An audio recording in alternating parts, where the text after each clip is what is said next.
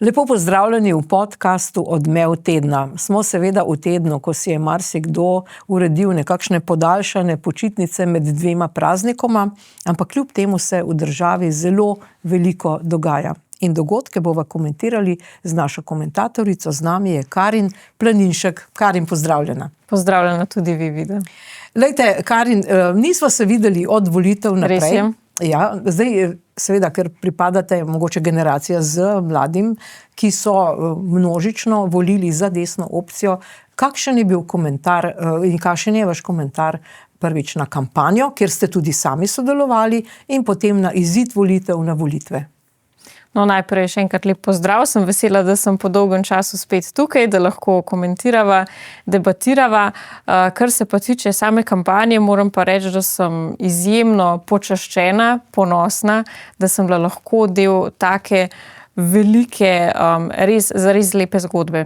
Jaz moram sicer povedati, da še vseeno sem še mlada, ne? Jaz nimam zdaj toliko spomina za nazaj, kakšne so bile kampanje prej, niti jih nisem podrobno spremljala, tako da zdaj zares neke konkretne primerjave ne moram delati, ampak glede na to, kaj so mi povedali mogoče starejši od mene, moji starši, pa konec koncev tudi po svojem občutku se mi zdi, da takšne kampanje v Sloveniji še nismo videli. Zdaj, res je, res. No, ja. Vidite, zdaj res je, da sicer sem bila v njej sama opeta, tako da sem tukaj mogoče malo pristranska, ampak jaz mislim, da nam je uspel ustvariti neko res čudovito zgodbo, ker se je pol v bistvu že vse bolj proti koncu kampanje se mi je dogajalo, da so tudi povsem naključni mladi prihajali do mene, pa mi rekli, da nas spremljajo, da so spremljali podcast po desnem pasu, ker se mi zdelo, mislim, s čimer sem res dobila občutek, wow, dejansko ljudje vidijo, kaj delamo, ne? Ker še vseeno recimo mi te kampanje terenske nismo peljali preko teh uradnih profilov, ne, v stranke, ampak preko pač profila, ki je bil ustvarjen samo za podcast, pa ki je bil star mogoče 1 leto, niti ni imel veliko sledilcev. In tudi jaz sem bila pol mogoče malo skeptična, koliko ljudi bo to dejansko pol sploh doseglo, ampak sem videla, da nam je v bistvu čist organsko uspel narediti zelo velik preboj. Kaj to pomeni? Da brez da bi mi karkoli oglaševali te vsebine na socialnih omrežjih, smo uspeli čist naravno priti do toliko in toliko novih sledilcev, konec koncev tudi volivcev. Zdaj, res je, da pač pri vsaki kampanji vidimo tudi terensko delo, ne, pač to je nekako že običaj, da pač kandidati za poslance, predsedniki strank hodijo na teren, se pogovarjajo z volivci. Se mi zdi pa še vseeno, da še do sedaj v Sloveniji ni bilo to zapakirano v neko tako večjo zgodbo, sploh pa zakaj je bilo to še toliko bolj posebno, ker mladi smo vedno bolj veljali za pasivne, ne, da se mi za politiko zanimamo, ne zanimamo, pa vedno so se vsi ukvarjali s tem, kako pa zdaj pritegniti mlade, kako nagovoriti mlade. Se mi pa zdi, da nam je to prvič dejansko uspelo, pa v bistvu brez, da bi se sploh kaj posebej trudili za to. Mi nismo imeli zdaj izpeljane neke konkretne strategije, ne. Ampak v bistvu smo rekli, to se nam zdi fajn, kaj če bi mi imeli kombi, se skupaj vozimo po Sloveniji, v bistvu se tudi pač mi smo uživali v tem, ne, seveda bilo je naporno, te terenski obiski, kakšni so bili krajši, kakšni so bili pa tudi po celodnevni, ne, da smo šli od 7 zjutraj od doma pa o polnoči nazaj domov, ampak še vseeno smo se imeli zelo fajn in na koncu se mi zdi, da čist spontano je to postala taka nekaj večjega, no, kako bi rekla. Veliko mladih je tudi v tem sodelovalo in smo v bistvu prikazali, da ne samo, da smo predstavljali, se pravi, kandidate Slovenske demokratske stranke, ampak smo prikazali, da v bistvu tudi mladi imamo zelo močen glas in smo v bistvu nek zelo pomemben faktor postali v politiki. Ne. V bistvu smo tudi sproti na terenu smo komentirali aktualna dogajanja, v bistvu nekako povabili sledilce, gledalce, da pridejo z nami v kombi, pogledajo, kako se snema, kdo smo, da smo se predstavili. Ne. Veliko je bilo teh vsebin in se mi zdi, da pa predvsem predvsem smo tudi že od samega začetka dali vedeti, da mi temeljimo na nekih vrednotah, ne? Da mi imamo neke trdne temelje, da mi si želimo zdrave Slovenije, se pravi Slovenije, v kateri vlada zdrav razum, ne pa politika norosti. In res je, da mogoče smo imeli dobre predispozicije že zaradi tega širšega premika k tradicionalnim vrednotam na Zahodu, ne pa tudi zaradi zaradi takega cirkusa, ki ga je ustvarila ta Golobova vlada na našem domačem terenu, ampak vendarle še vseeno mislim, da smo tudi s tem, ko se je našla neka prava ekipa ljudi, prava ekipa mladih, z dobrimi idejami, z zagnanostjo, in smo dejansko uspeli res ustvariti nekaj velikega. No. To se pravi, zdaj slišali smo kar nekaj ocen tudi slabšalnih o tej generaciji ki je večinoma volila desno, volila je konzervativno, nastopali ste tudi v teh novih medijih, tako kot ste rekli. Kako vi gledate na to poniževalno komentiranje recimo dekana FDV-ja, Fakultete za družbene vede, češ ti, ki so volili desno opcijo, so itak manj izobraženi, ne vedo dobro niti, kaj so davki, ne, tako nekako smo lahko razbrali. Kako vi gledate na te komentarje? V bistvu najprej te prizadene, ne, zakaj v bistvu, se pravi, že ko sem šla jaz v politiko, ne, sem opazila to v bistvu hinavščino, ne, da če si pa ti, če si levo misleč, če si pripadnik levega pola, je vse super, če si pa mogoče nagnjen k konzervativnim vrednotam oziroma si pripadnik desne opcije, je pa bolje, da si tiho, ne, da ne boš nekako ti družba odcepi nek občutek sramu. In to se mi res ni zdelo prav. Vesela sem, da smo mladi začeli delati na tem, da smo začeli na glas govoriti, da s tem je vse okej, da mi si tega želimo, da v bistvu želimo si demokratične družbe, pluralizma, ne, kjer je dovoljeno več različnih mnenj, in se mi zdi, da smo tudi na tem področju, ne, naredili velike premike. Sploh napram, če primerjam z letom 2022, ko sem se jaz politično aktivirala, se mi zdi, da takrat sploh še ni bilo toliko tega, oziroma ni bilo, da bi se mladi na desnici v Sloveniji izpostavljali. Danes pa smo mladim dali vedeti, da je to okej, ne, da ni prav, da ti nekdo daje občutek, da je s tabo nekaj narobe, zato ker pač razmišljaš svojo glavo. Tako da v bistvu po vsem tem času, ne, ko deluješ v tem okolju, ko ustvarjaš, ko delaš, v bistvu pol vidiš, da ljudje, ki dajejo take komentarje, take opaske, so v bistvu sami zelo intelektualno podhranjeni, nažalost. Jaz sicer nisem nagnjena, da bi kakorkoli žalila druge ljudi, ampak jaz mislim, da žal tukaj pač drugega komentarja za take opaske nimam.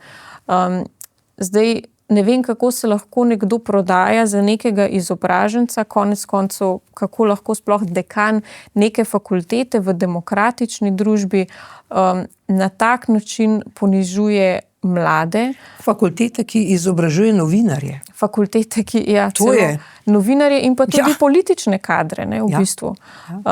Tako da, in v bistvu ponižujejo ne samo mlade, ampak dejansko tiste ljudi, ki so delavni, ne, ki ustvarjajo dodano vrednost v naši državi, ne, kakor da to je pa nek nižji sloj, ki ne ve, zakaj gre. Po drugi strani pa ravno pripadniki leve opcije se vedno naj bi postavljali na stran delavcev, delovnih ljudi in tako naprej. Ne. In potem v bistvu sprevidiš, da so to samo neke politične floskule za to, da pač hoče zadovoljiti svoje volilno telo. V bistvu so pa to samo prazne besede in prazne obljube. Zdaj mi v Slovenski demokratski mladini smo se odločno postavili proti temu, ker še enkrat mi verjamemo v demokracijo, v demokratične vrednote, v pluralizem, konec koncev. Poglejte, tudi v naši ustavi v 14. členu piše, je zapisana prepoved diskriminacije. Se pravi, da ni dovoljeno diskriminirati posameznika na podlagi njegovih osebnostnih značilnosti, veroizpovedi, konec koncev politične pripadnosti. Ne? Tako da jaz mislim, da te posamezniki, ki izustijo takšne opazke v bistvu na konec koncev simpatizirajo z nekimi režimi, ki pa so zelo daleč od demokracije in bi se morali v bistvu sami sebi, vsak pri samemu sebi malo povprašati, kje so pa oni na svoji poti zašli. No, pa zanimivo je, seveda, sama sem opazila veliko žensk v tej kampanji, mladih žensk, prav pri vaši stranki, pa tudi sicer na tem desnem polu. Vi pravzaprav tudi vi ste na nek način v politiki, ste mlada političarka, bi lahko rekli, vi ste kandidirali, ampak to je ravno tisto, za kar se leve stranke zavzemajo, ne? Vi ste zgleden primer ženske v politiki. Kako to komentirate zdaj na desni strani? Kaj vam to pomeni? Zdaj, v bistvu jaz sem opazila, da leva stran, tako kot sem že prej povedala, ko oni se zavzemajo za delovne pravice, a na koncu v bistvu ravno sami največ naredijo proti delovnemu narodu, pa celo še pljuvajo po njem. Tako da jaz sem opazila, zakaj sem tudi šla, recimo, se približala desnemu polu, ker sem opazila, da pač na drugi strani so zgolj prazne besede. Potem zavzemanje za ženske pravice, medtem ko recimo potem, ko smo bili priča aferi Fotopub, kjer so bili pa bi bili vpleteni vsi, te vplivneži iz stranke Levica, kjer so se na grozen način zlorabljale ženske, pa da ne bom še pač naprej razpredala o tej zadevi, ki je zares huda. In to boli, da nekdo se v bistvu bi jim lahko rekel, da so volk v ovčji preobleki. To boli, da v bistvu na tak način lažejo in manipulirajo z narodom samo zaradi tega, da bi se da bi prišli do oblasti, da lahko vladajo in da lahko pač potem ravnajo z denarjem, kakor sami hočejo. Tako da meni je bilo vedno čudno, zakaj se mi še vedno toliko ukvarjamo s tem feminizmom, pa zakaj še vedno sploh leva provenienca veliko vpije o tem, da ženske še vedno nimajo dovolj, pa da so naše pravice zatirane. Ker meni se nikoli ni zdelo, da bi bila jaz za karkoli v življenju prikrajšana. Jaz sem recimo že pri 21 letih se redno zaposlila in sicer kot razvijalka programske opreme, se pravi kot programerka, in to je striktno moški svet. Tam so večinoma moški in jaz nikoli nisem imela občutka, da bi bila jaz zaradi tega, ker sem ženska, karkoli manj vredna ali pa da me ne bi zaradi tega hoteli vzeti. Nasprotno, v bistvu so me še prej vzeli, ker so rekli, ker imamo same moške, pa da bo še kakšna ženska v našem kolektivu. V bistvu sem bila zaradi tega še privilegirana.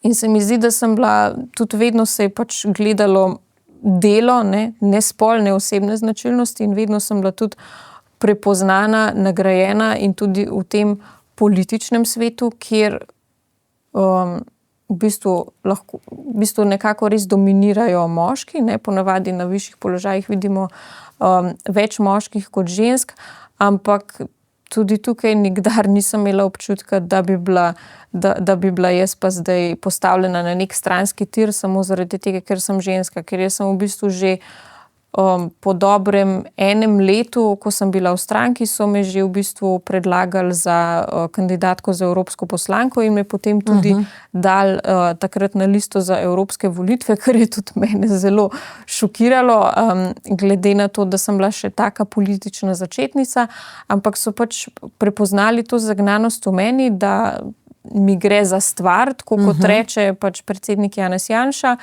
da mi gre za to, da delamo dobro slovenskega naroda in pač taki posamezniki bodo vedno nagrajeni, ne glede na spol. Tako da jaz mislim, da se mi zdi, da predvsem na desnem polu, ženske lahko res živimo te feministične sanje, če se malo tako pošalim, ker dejansko so nam odprta vsa vrata, vse možnosti so nam podeljene. tako kot ste že sama komentirala, ne, v bistvu opaziti, da je bilo veliko žensk v kampanji pred kamerami, v bistvu se tudi punce ponavadi raje izpostavimo, ne. So tudi nekateri fantje, da jih ne bom zdaj, da jim ne bom delala krivice, ampak vendarle. Tako da jaz mislim, da bi se tukaj levi pol lahko tudi kaj naučil od nas, ne. No, ta kampanja, pa potem zaključiva s to kampanjo, je bila seveda tudi precej divja, umazana, še posebej v zadnjem tednu. In eno vprašanje je ostalo, vsaj za mene, neodgovorjeno. Vi hodite na stranko na Trstenjakovi, stranko SDS, in rečeno je bilo, da je tam vizavi vašega vhoda neko stanovanje, od koder vas snemajo. Povejte nam, a imate vi občutek, da vas kdo snema, kdo prihaja, kdo odhaja, kako je to? Ste pod nadzorom nekih vohunov, nekih špijonov, nekih, da tako rečem, udbovcev po starem. Kaj se dogaja? Mislim, če dejansko te ima nekdo pod nadzorom, potem poskrbi, da to poteka tako, da ti nimaš občutka, da se to dogaja, ne. Drugače bi pač hitro bili razkrinkani in to ne bi šlo na dolgi rok. Zdaj nasproti se pravi sedeža stranke je res nek starejši blok, kjer je notri več stanovanj. Na tem bloku je še vedno nek grafit od tistih časov protikovidnih protestov, nek kolesar, ki dviguje neko, pa tudi svastike so že risali po tistih stavbah, tako da včasih veš, da pač ljudje pač vejo, da je sedež stranke tam, ne, in pač včasih se zgodijo kakšni incidenti. Tako da zdaj, a je res tam prazno stanovanje ali ne, zdaj tega ne morem potrditi, ne zanikati, je pa seveda vse možno, ne, ker treba je vedeti, da mi smo v tej kampanji ustvarili najboljši rezultat od leta 1996, ne, za Slovensko demokratsko stranko. Mi smo na tej kampanji delali res že ne samo par mesecev prej, ampak eno leto prej, ne. Se pravi, so bili pogovorni večeri na terenu, koalicija z volivci, potem že mi mladi smo 2 meseca pred volitvami začeli s to terensko kampanjo, ne, vse pred uradnim začetkom, da bi pač čim bolj prišli do ljudi, jim prisluhnili, ne, upoštevali njihove predloge, mnenja, karkoli. Pa konec koncev tudi zaradi tega, ker mi smo vedeli, da pač tekmujemo le z veliko močnejšim tekmecem, a ne, to je globoka država. Se pravi, na drugi strani so imeli milijonska sredstva, vse institucije, osrednje medije, ne, in pač to je le tak glomazen aparat, ki pa še vseeno ga ne smemo jemati zlahka, ne. Tako da jaz sem tudi v kampanji imela nekako tak občutek, tak srhljiv občutek, da je bilo na levici, se pravi na levem polu, preveč tiho v kampanji, ne. V bistvu dominirali smo mi, ne. Pa ne, da bi zdaj hvalila samo sebe oziroma naše strani, ampak dejansko je tako bilo, ne. Na socialnih omrežjih smo v bistvu prevladovali mi, medtem ko Svobode, SD-ja, Levice ni bilo kaj dosti videti, no, niso imeli nobene večje akcije v sami kampanji. Na kavčih so bili. Ja, res. In jaz sem imela prav tak srhljiv občutek, da oni se šparajo do konca, do tistih zadnjih 2 tednov oziroma tedna pred volitvami in tam bodo dali vse od sebe, ne. Tam bojo pa nam nekaj lansirali in sem imela seveda tudi prav, ne. Ker vem, da so imeli tisti avtobus, Svoboda je imela nek avtobus, ki se je večinoma prazen vozil po Sloveniji, ne, pošiljali so mi sledilci posnetke, kako so se pač ustavljali na lokacijah in bili tam sami, nikogar ni bilo, ne, nobenih ni prišel pozdraviti, se z njimi rokovati. Tako da po eni strani smo se nam zdeli to super, ampak po drugi strani smo pa vedeli, da je to zatišje pred nevihto. In dejansko je potem tudi do tega prišlo. V tistem zadnjem tednu so lansirali tisto kvazi afero Black Cube. Jaz temu rečem še en nateg slovenskega naroda, samo zato, da se pač ohrani, da se te centri moči v Sloveniji ohranijo, ne, ker še vseeno so pa vedeli, da smo mi preveč zrasli v teh zadnjih parih letih, sploh v tej kampanji, ne, da to je pa in da je to treba čim prej zatreti, da so njihovi stolčki ogroženi. Ne? Tako da in tudi videli so, da se je pri mladih začel ta premik, da so se mladi angažirali in takrat pa veš, da alarmi zvonijo, tako da seveda angažirali so Niko Kovač in Jaša Jenulla. Nika Kovač je take performanse izvajala tisti zadnji teden, mislim, da je bilo meni slabo, govorila o tem, da bo nekdo izvedel državni udar, kaj že ta Žižek je se oglasil, da bo prišlo do državljanske vojne, mislim, take. Pa Kučan se je oglašal. Pa Kučan se je oglašal, tako so manipulirali, take laži so širili in v bistvu toliko hujskali, tak razdor delali in se je videli, da gre pa zdaj pa res na nož. Tako da glede na to, kaj so vse izvajali v zadnjem tednu, pa glede na to, kaj smo izvedeli, ne, da nas morebiti celo monitorirajo pač v bližini stranke, glede na to, jaz mislim, da smo mi opravili zares odlično, izjemno delo. Jaz sem sicer naivno mislila, da je možen veliko večji preobrat, ne, da smo na tej prelomnici, ampak očitno je pač v Sloveniji predvsem te zgodovinske okoliščine, ki jih imamo, ne, nas še vedno držijo nazaj. Tako da jaz mislim, da se bo pač treba počakati mogoče še nekaj, da se malo generacije zamenjajo, ne, da bo dejansko, da bomo lažje zadihali. Mogoče pa bo to že prej, bomo videli. No, vse to, kar ste omenili, se je dogajalo po razkritju teh tajnih posnetkov in teh prek makaronov in onih prej Vesne Vuković. Ne? In poglejmo, kako je vaša kolegica, ki je prav tako kandidirala, Kleja Jeretič, posnela nekaj o Alenki Bratušek. Če misliš, da slovenska politika cirkus, počakaj, da vidiš to. To je Alenka Bratušek, političarka stare garde z zelo zanimivim življenjepisom. Od očitkov o plagiatu. Magistrski naslov Alenke Bratušek, ki ga je financiralo Ministrstvo za finance še pod vodstvom Toneta Ropa, je pod vprašajem. Sporno naj bi bilo označevanje tistega, kar je dobesedno prepisala iz določenih člankov in vladnega gradiva. Obstaja sum za plagiatorstvo in da smo začeli s postopkom preverjanja trditev. Do mednarodnih tožb.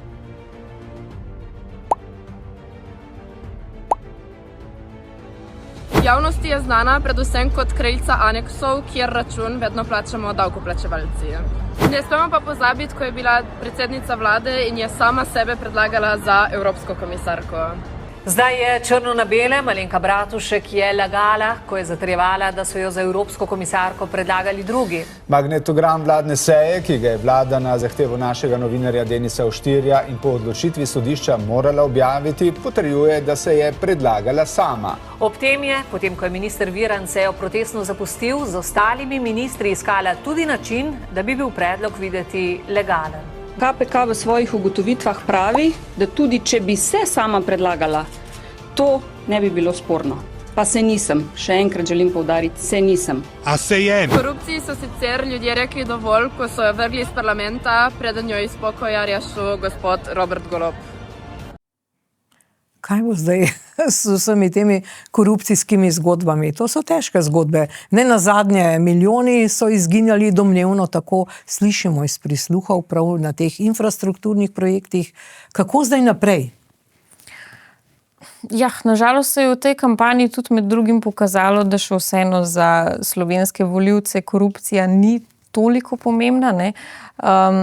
Zanimivo, ne, ker potem, če gledamo določene ankete od Mediane, potem so volivci označili, da najprej je treba rešiti zdravstvo in potem korupcijo, ne. Po drugi strani pa smo pač v zadnjih 2 tednih so bile razkrite res velike zgodbe, ne. Kaj se dogaja v naši državi, v bistvu je bila razkrita globoka država pred našimi očmi, a ne, se pravi to, kar je bilo vedno neka javna tajna, v narekovajih se je zdaj potrdilo, ne. Ker jaz se spomnim že od malih nog, da so pač starejši govorili, ja, še vedno Kučan vleče vse niti, pa koliko je Janković močen, pa tako naprej, in to se je pač dejansko so akteri z levega pola zdaj povedali, da je to vse res, ne, da to drži. Potem Vesna Vuković je rekla, da Alenka Bratušek krade, ne, na drugem tiru. ker že vrsto let vemo, da ona krade na infrastrukturnih projektih, a ne? Zato se ji tudi reče kraljica aneksov, pa vse, kar je bilo predstavljeno v tem posnetku, ko je samo sebe predlagala za evropsko komisarko. Mislim, absurdi, ampak še vedno pač te ljudje se nekako kar svalkajo v slovenski politiki, zato ker pač medijska krajina to omogoča, ne? In ta medijska krajina je zelo dobro poskrbela, da v bistvu ta korupcija, ki se dogaja pri centrih moči v naši državi, a ne, da ta korupcija je pri ljudeh dovoljena oziroma gre kar nekako mimo, tukaj not, tukaj ven, ne. Potem pa tiste kvazi korupcijske afere, ki jih pa lansirajo pri recimo desnem polu, tisto pa ljudje nekako ne pozabijo, ne. Zato, ker to vsakič znova ponavljajo pred vsakimi volitvami, te stvari privlečejo iz naftalina, tako kot recimo kvazi afera Trenta, ne, kjer je bilo pač prodano zemljišče po tržni ceni in to je bilo zdaj, kaj so že rekli, da si je Janez Janša pridobil nedovoljeno premoženjsko korist, medtem ko se je hiša od Milana Kučana prodajala na neki točki za 2 milijona evrov, pa je bilo to pač vse okej, ne, ni bilo nobenega sodnega procesa. Pa ta Trenta je spet zdaj izbila, ne? Ta Trenta je seveda zdaj spet na tapeti, ker je pač to prikladno, ne, ker je le prišlo do te točke, da je možno, da bo Janez Janša sestavil vlado in zdaj je pač treba privleči na dan vse, kar je še ostalo, ne, dajmo kaj imamo še v tisti naši vreči brez dna, a nam je še kaj ostalo. In pač seveda, da bi medijsko pač čim bolj probali zablokirati oziroma celo pač tudi skozi institucije. Jaz sem tudi na terenu videla, ne, ko so pač prišli do nas kakšni, ki se pač z nami ne strinjajo, ne, ki so rekli, ja, mi pa ne bomo volili Slovenske demokratske stranke, okej, v redu. In potem smo se zapletli v pač kakšen pogovor, ne, takrat so bili ravno aktualni pač te prisluhi. In sem omenila, ja, pa če ste videla, ne, kaj je bilo zdaj razkrito o Zoranu Jankoviću, a ne, pa pobiranju provizij, pa je tista gospa odvrnila, ja, pa dobro, pa sej Zoran Janković ni predsednik politične stranke. A ne, tako da je res taka izjemno čudna mentaliteta pri ljudeh, po drugi strani pa vidiš, kaj večinski mainstream mediji vse uspejo narediti. Ne, se pravi, pri določeni temi, ne, ki je pomembna za ljudi, uspejo, se pravi, narod čisto uspavati, ne, se pravi, če to počnejo eni, je to okej. Če pa to počnejo drugi, pa ali je res, ali pa ne, to pa je potem si bomo zapomnili za vse večne čase. Tako da zdaj je pa tudi očitno, da so Alenko Bratušek začeli nekako, kako bi rekla, delati za novo liderko Gibanja Svoboda, ker kot smo videli, Roberta Goloba ni nikjer več za videti, ne, popolnoma je izginil iz javnosti, zdaj najbrž ima tudi težave za reševati doma, ne, ker kar naenkrat pač on ne bo več premier.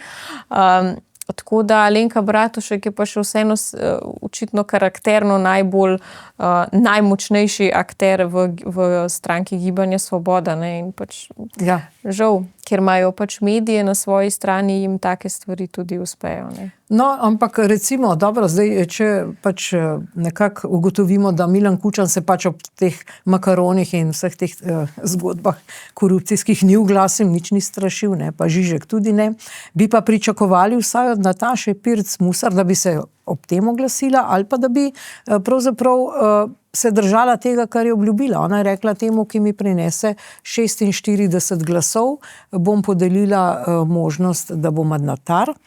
Seveda, ker je bil Zoran Stevanović izvoljen z 48 glasovi v državnem zboru, se je nekako videlo, da ta desna opcija ima več kot 46 glasov. Ona pa kljub temu ni nikomur nič ponudila.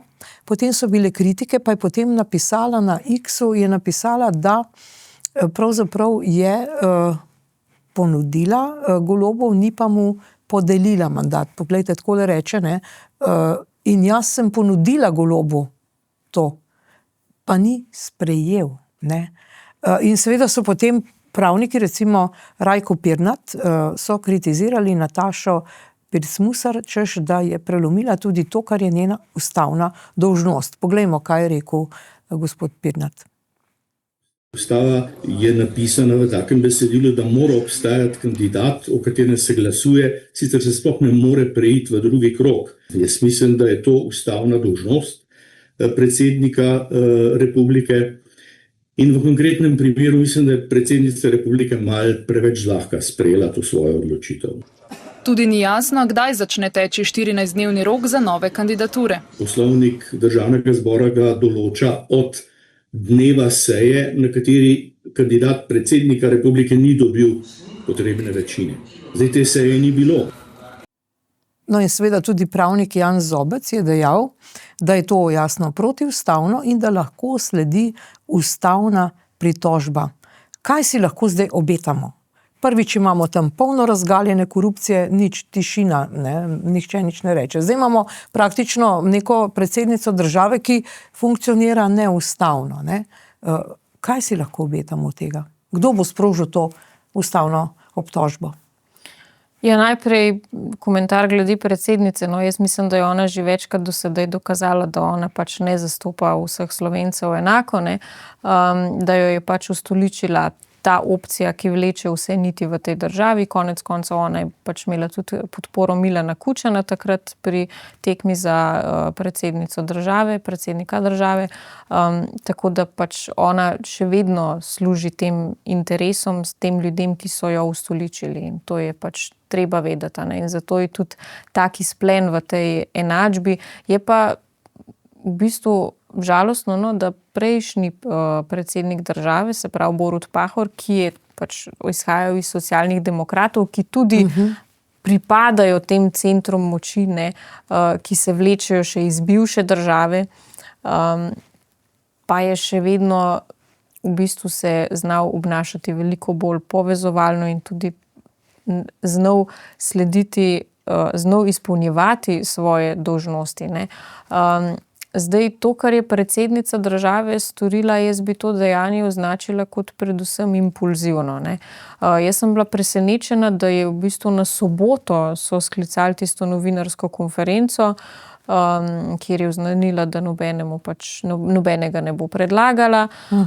Zakaj ni počakala čisto do konca, da bi videla, ker še vseeno pač razmerja se nekako v državnem zboru še sestavljajo. Res je, da smo že en mesec po volitvah, ampak to so stvari, ki pač trajajo, in ne moramo pričakovati, da zdaj, če pa je enkrat prišel nek predsednik stranke na pogovor, pa mogoče ni bilo še izkazano, da bi on imel teh 46 glasov, ni pa rečeno, da jih mogoče, ne vem, čez en teden pa mogoče ker se še pogaja, Janez Janša se še pogaja in pogovarja. Ker še vedno se pač tukaj se stvari lahko spremenijo tudi čez noč. Tako da ta odločitev je bila zares preuranjena, dvomim pa, da je to storila po svoji vesti. Jaz mislim, da so tukaj pač se odločili, da se bivša Golobova vlada premakne v opozicijo, ker konec koncev imajo premalo glasov v parlamentu, da bi lahko karkoli sestavili in udobno vladali, kot so do sedaj.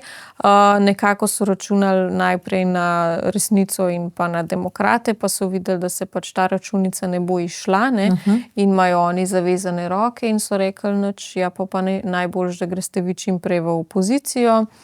Janez Janša pa ne prevzame države v takem razsulu, kot je, da bo spet čim prej, da bo že zdaj vse te kritike iz OECD-ja prihajajo in povsod, da bodo padle nanj. Tako, seveda, da bo potem za vse kriva spet desna vlada, da bo spet Janez Janša potem glavni krivec za primanjkljaj, za to, da je bilo pač, da bo pač treba sprejemati določene varčevalne ukrepe, ker pač do te točke so nas pripeljali. In prej, ko se oni umaknejo stran... Razbežijo, oni so se v osnovi razbežali. Ja, in prej, ko se oni umaknejo stran od korita, bolje bo za njih in več tega bremena, ki so ga oni ustvarili, bo padlo na desno vlado, predvsem na pač gospoda Janeza Janšo. Tako da jaz mislim, da gre tukaj predvsem za to zdaj, ali bi res lahko prišlo do ustavne obtožbe predsednice. Jaz močno dvomim, da se bo kdo za to odločil, dopuščam sicer to možnost, ampak je pa treba vedeti, da je zdaj tudi Ustavno sodišče popolnoma zacementirano v levo smer, ne. Tako da tudi, če bi bilo to sproženo, to seveda ne bi šlo čez Ustavno sodišče, ker dejansko so si zacementirali vse državne inštitucije. Tako da zdaj jaz mislim, da je treba najprej premisliti, no, ali je pametno se spustiti v to zgodbo ali na predčasne volitve. No in tudi Robert Golob, ne, je dejansko vrgel puško v koruzo, zdaj če uporabimo ta izraz Šarčeve vlade iz tistega časa, oziroma je spustil vse iz rok. Sploh je to pomembno zato, ker je zdaj pravzaprav bilo srečanje treh morij, ne, na Hrvaškem, pa ni bilo nikogar. Pa Evropska unija ravno zdaj dodeljuje sredstva, Slovenije ne zastopa nihče. Ne. On dobesedno dela državi škodo. Ne. So določene stvari, ki bi jih moral v tem obdobju nujnega dela, kar je še nujno, pravzaprav tudi še narediti. Ja, v bistvu se v tem trenutku Robert Golob obnaša kot užaljen otrok, ne. To je veleizdaja, če mene vprašate. Ja, v bistvu je. Obnaša se kot užaljen otrok, kar me niti ne preseneča, glede na njegov karakter, ki smo ga že do zdaj dodobra spoznali, ne, ki je v bistvu zelo agresiven, ja, v bistvu se ne zna, ni niti čustveno zrel v tej funkciji, zato me to ne preseneča, ne. On je videl, da pač mu ne bo uspelo še enkrat priti do položaja, sestaviti vlade za vsako ceno. Je pa tukaj treba vedeti, da zato so si tudi sami krivi, ker si sami sebi zapirajo te ljudje vrata, ne.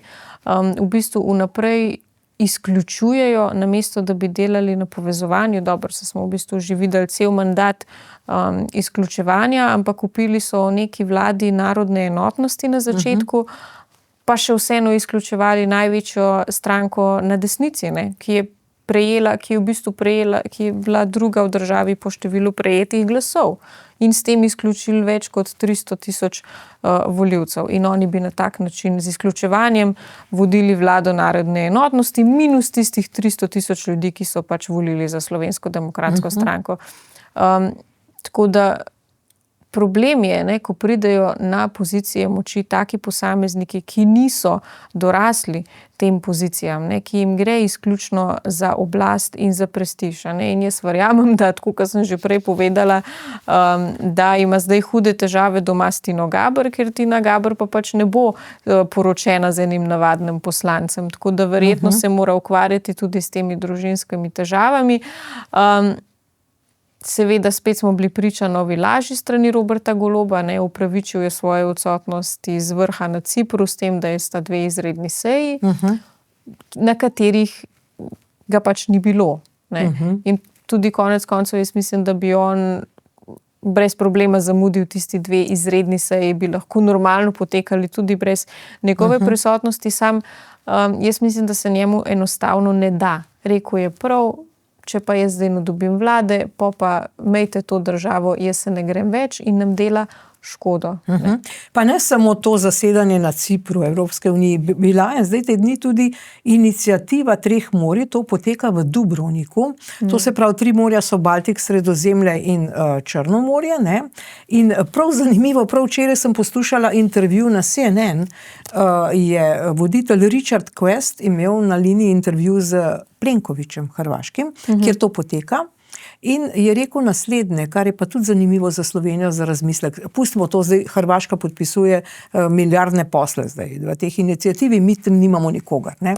Ampak takole je bilo rečeno, so rekli Plenkoviću, lejte gospod Plenković, zdaj ko ni več Orban predsednik na Madžarskem, ste pa vi, gospod Plenković, najstarejši, najdlje delujoči oziroma najdlje na funkciji med predsedniki vlad, v bistvu 20 let. In je seveda Plenković rekel, da bo to odgovorno upravljal in tako naprej. Ampak to točno kaže na to, kar je rekel Janez Janša v predvolilni kampanji, da Hrvaška prehiteva Slovenijo zato, ker ima desno opcijo, eno konstantno desno enotno vlado na vladi že 20 let. Ne. To je pomembno. Kje smo zdaj mi vizavi Hrvaške, ki imamo ves čas neko, ne vem kaj ne rečem, vse smo komentirali dovolj tole Golobovo vlado, ki imamo to in imamo zdaj seveda tudi razsulo in še več kot to, tudi na to inicijativo Treh morij ni bilo nikogar, pa na Cipr ni bilo nikogar, skratka, razbežali so se. V bistvu smo se začeli kot država obnašati povsem neresno. Ne. Mislim, da nas tudi v mednarodnem prostoru ne jemljajo več resno glede na ta cirkus, ki smo ga zganjali 4 leta, zdaj smo se pa kar naenkrat nas ni več nikjer, ne. Ko pač naši niso zmagali oziroma niso dobili tega, kar so hoteli, tako da v bistvu bomo tudi tukaj v zunanji politiki imeli veliko nastale škode za popraviti. Jaz mislim, res te levičarji skrbijo, da nam ni dolgčas, no, moram reči. Vsakič nam naredijo toliko enega razsula v idealnih razmerah, ne, mi pa samo popravljamo in res je. Na Hrvaškem se pozna, ker oni imajo že toliko let na oblasti desno-sredinsko vlado, ki dejansko dela v interesu države in svojega naroda in so postali, mislim, pogledajte, Hrvaška je bila zadnja, ki se je pridružila Evropski uniji in postajajo vse pomembnejši akter v mednarodnem tudi prostoru. Na področju energetike. Tudi na področju, skratka na vseh področjih dohitevajo nas po kupni moči. Ne. Mi smo takrat, ko smo se pridružili Evropski uniji leta 2004, kazali največji potencial izmed vseh tistih držav, ki so bile tudi postsocialistične, ne, ki so se pridružile v tistem času, ampak nam je uspelo vse to nekako zafučkati vrš skozi okno, ne, ves ta potencial in v bistvu zdaj samo še uničujemo sami sebe. Zakaj? Ker imamo že toliko desetletij neke politične eksperimente, vsakič nek nov obraz, ki mu pomagajo osrednji mediji, oziroma velika tudi reciklaža teh, kako bi rekla, centrov moči na levici, ne, kot smo prej komentirali Alenko Bratušek, ne, ki je že toliko škode naredila v naši državi, pa za nič ni odgovarjala. Je pa treba vedeti, da je to, jaz mislim, no, jaz vedno pogledam na te stvari iz zgodovinske plati, ne, ker še vseeno se mi zdi, da na Hrvaškem so uspeli pretrgati te vezi z bivšim režimom. Je res, da tam so trpeli hudo vojno, ne, več let, so res veliko pretrpeli, ampak nekako, ne vem, mogoče so pa zaradi tega tudi močnejši zdaj kot narod. Ne? In tudi mentaliteta je popolnoma druga pri Hrvatih kot narodu, pri nas pa še vedno vlečemo to breme za sabo. Ne? To revolucijo, še vedno smo v hosti. Ja. No, ampak dobro, še en dogodek je bil ta teden, ki ga tudi ne velja spregledati. Švicarski parlament je odločil, da ne bodo podprli in priznali palestinske države. Pri nas pa so 4 leta te slovenski Hamasovci s Tanjo Fajon na čelu delali vse, da so nam še tukaj naredili popolno škodo. Ne samo gospodarsko, tudi zunanje politično. Kaj to pomeni? Ja, v bistvu to pomeni, da oni so se šli predvsem, kar se tiče zunanje politike, so se šli aktivistično politiko, ne? Vpili o genocidu, o tem, da oni so pa na strani ljudi, da tega ne morejo gledati in seveda delali vse na tem, da nekako izpadajo čim bolj všečni, ne, na tem področju, ne zavedajoč se, oziroma zavedali so se dobro, kaj počnejo, ampak ne glede na to, kaj bodo s tem povzročili državi kot taki. Ne. Zdaj kaj, tudi nedolgo nazaj se mi zdi, da teden ali 2 so sprejeli neko odločitev skupaj s Španijo pa Irsko, kar me niti ne preseneča, ker skupaj pač socialisti, ne, so sprejeli to odločitev, da bi predlagali Evropski uniji, da ne podaljša tega sporazuma z Izraelom in smo spet v bistvu nekako, kako bi rekla, tisti cirkusantje, no, ki štrlijo. Ampak ni bilo sprejeto, to ni bilo sprejeto. Seveda, mislim, ker to je pač, mislim, slaba šala, ne. Jaz mislim, da nas počasi že sprašujejo tam na vrhu voditeljev, mislim, kaj se mi gremo. Se mogoče pa dobro, da Golob ni šel, a ne, ker bi se mu na konec koncev vsi smejali tam, a ne. Mislim, mogoče zato ni šel. Ja, da bi se izognil posmehu, ker zdaj smo pa po moje res postali kot država samo še tarča posmeha, ne. In to je nažalost ta zapuščina Golobove vlade, ki jo bomo še dolgo popravljali. No, poglejmo zdaj, ta teden se je začelo na nek način sestavljanje nove vlade. Janez Janša je kar nekaj pogojev postavil, kako bo to. Skratka, ta rok za kandidata za novega mandatarja, smo zdaj izvedeli, bo stekel 6. maja, glasovanje o mandatarju pa po 25. maju, po 22. maju, se opravičujem. To se pravi, poglejmo, kaj je Janez Janša rekel v zvezi s tem sestavljanjem vlade. Ne mislimo hiteti. In tudi še enkrat, to, kar sem naštel, ne pomeni, da je Slovenska demokratska stranka zdaj odločena, da za vsako ceno sestavlja vlado. Vse je odvisno od tega, kaj se bo dogajalo v teh prihodnjih korakih. No, in seveda, potem ta teden so tudi pogoj je bil, da se sprejme zakon o vladi, ki predvideva namesto zdaj 19 ministrstev 14 ministrstev. To so zdaj podprli poslanci tega trojčka, potem demokrati, pa tudi Resnica. Ampak poglejmo, kaj je Cigler Kralj povedal, zakaj so to podprli. Država po našem mnenju mora biti učinkovita, organizacija vlade mora biti pregledna in usmerjena k služenju človeku, ne pa sama sebi ali pa vnetenje ideološkega boja, kot smo bili priča pretekla 4 leta. Prevelika razdrobljenost, ki smo ji bili priča v preteklem mandatu, na kar smo venomer opozarjali, seveda prinese tudi nepreglednost, počasnost, več birokracije, večje administrativne stroške in posledično tudi zmanjšuje zaupanje državljank in državljanov. Tako, imeli bomo vitko vlado in poglejmo zdaj še predsednika Državnega zbora, ki je povedal, da bo Resnica podprla in je tudi podprla ta zakon o vladi. Da, zato ker so se absolutno približali našim programskim izhodiščam. Mi imamo 13 planiranih resorjev, oni so predlagali 14, tako da smo kar usklajeni tukaj. Meni, da vstopate v koalicijo? Ne, v koalicijo zagotovo ne bomo šli. To se pravi, imamo zdaj zanimive momente, malce to komentiramo. Zdaj nova vlada bo imela 14 ministrstev, to je zdaj znano. Zdaj nekako so si, tako govorijo, jaz ne vem, da so si nekako dogovorili, da si bodo razdelili SDS 7 ministrov, trojček Nova Slovenija, SLS, Fokus 5 in Demokrati 3. In še to smo lahko brali, da so demokrati nekako zdaj dobili ministrstvo za gospodarstvo, da so tu pravzaprav dobili tisto, kar so želeli. Zdaj povejte mi, kaj je zdaj pomembno pri tem sestavljanju vlade? Zdaj ste že omenili, zakaj to poteka tako počasi. Gre pravzaprav za to, da se pregleda, kje smo.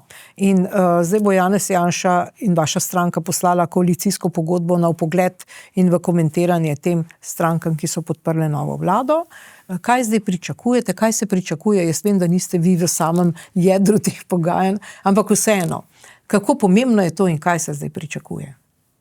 Ja, tako kot ste rekla, nisem v samem jedru teh pogajanj, tudi nisem toliko visoko, da bi zdaj lahko dala informacije iz prve roke. Ne, v bistvu vem ravno toliko, kot pač vsi ostali. Kar beremo in slišimo. Kar zvemo iz medijev, ja. Jaz sem bila v bistvu zelo pristaš tega na začetku, da čim prej pač sestavimo vlado, ne, da se začne delati v dobro Slovenije, ker je bilo pač veliko škode storjene in je veliko dela nas čaka. Ampak po drugi strani pa zdaj mislim, da je obrana pot pravilnejša, ker Slovenska demokratska stranka je že velikokrat do sedaj zbrala moči in rekla, pejmo reševati državo, ne, v bistvu na konci pa največjo ceno plačala ravno ona sama, ne, in ljudje, ki so pač delovali v njenem okviru. Tako da v tem smislu, da se zopet ne zgodi to, kar se je že tolikokrat zgodilo, ne, da delaš v dobro države, ki te potem sama hoče odreti pri živem telesu, ne. Jaz mislim, da je prav, da se te zadeve, pač, da se tega lotevamo s premislekom, ne? In predvsem zdaj treba je vedeti, da še vseeno ne moremo do samega prevzema vlade ne moremo dobiti res točnejše slike, ne, kakšna je finančna situacija, samo pač zgolj neke orise. Tako da tukaj je seveda tudi več drugih pogojev, ne, ki pač morajo biti izpolnjeni, da bi do tega lahko res prišlo. Ne. Seveda je pač zdaj en korak izpolnjen, ne, se pravi oris, kakšna bi bila vlada, če bi bila, ne, se pravi zdaj 14 ministrstev plus eno brez resorja, in seveda zdaj koalicijska pogajanja s potencialnimi koalicijskimi partnerji. Ne. Še vseeno je treba preveriti, ali se pač naša programska izhodišča dovolj ujemajo, ali bi lahko delovali res složno, enotno, ne, ker še vedno pač je treba vzeti v zakup, da v momentu, če Janez Janša prevzame vlado, se bo zopet angažiral ves aparat. Jaz sem dobila že neko informacijo, da naj bi Nika Kovač kmalu prišla nazaj predčasno prišla iz dopusta, ne, ravno zaradi tega. Brazilija, ki je bila skupaj z Jenulom, ali kako, to sem tudi jaz brala. Tudi Miha Kordiš je včeraj napovedal že odporniško gibanje proti Janezu Janši in da ravno zaradi tega on rabi to nadomestilo državnega zbora. Ja. Ker pač zdaj ni več poslanec, da bo dobival 1 leto ali pol leta? To pa ne vem, ker ne vem, koliko časa je bil on je bil kar nekaj časa poslanec. Lahko, da bo celo 1 leto dobival. Eno leto na naših plečih, da bo pumpal kolo pa tako. Protestiral. Eno leto bo on lepo kolesaril na naše stroške. Super, odlično. Nič novega za Slovenijo. Tako da to je vse treba vzeti v zakupane. Ne samo, da bo treba reševati katastrofalno sliko javnih financ, se pravi opolnomočiti nazaj gospodarstvo, omogočiti, da zadiha, konec koncev reševati demografski problem, ne, eden izmed ključnih problemov, stanovanjski problem in zdravstvo, korupcijo. Obenem se bo pač treba tudi boriti še z ulico.